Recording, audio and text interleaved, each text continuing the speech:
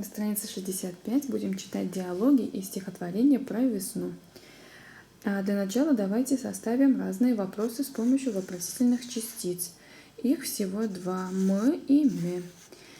Если мы добавим к слову «мы» или «ме», слово превратится в вопросительное и будет читаться с вопросительной интонацией. Как, например, «күн жылы» – день теплый. Если мы добавим «күн жылы ма» – день теплый. «Урамға шығасың» – выходишь на улицу. «Урамға шығасың» – ты выйдешь на улицу или ты выходишь на улицу. «Қар эри» – снег тает. «Қар эри ме» – снег тает. «Күн салқын» – день холодный. «Күн салқын ма» – день холодный. «Стадионға барасың» – ты идешь в стадион. «Стадионға барасың ма» – ты идешь в стадион. Используя эти вопросы, можно составить свои собственные диалоги.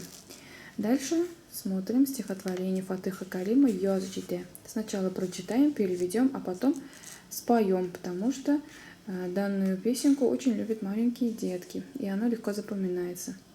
«Яз жиде, яз, яз, яз жиде, терезені açtılar, тып-тып, тып-тып-тып иде, эре-эре тамшылар». Весна, весна, весна наступает. Открыли окна. Кап-кап, кап-кап, капают крупные-крупные капли. Давайте споем сейчас. Яз, яз, яз жиде, терезені açtılar, тып-тып-тып-тып-тып иде, эре-эре тамшылар. Еще быстрее. Яз, яз, яз жиде, терезені açtılar, тып-тып-тып-тып-тып иде, эре-эре тамшылар. Дальше у нас два диалога на тему весна. Леле, сиңа яз ошый ма? Ошый. Ни өчен? Күн жылы, рәхәт. Ляля, тебе весна нравится? Нравится. Почему? Потому что день теплый, приятный. Костя, а сиңа яз ошый ма? Юк. Ни өчен?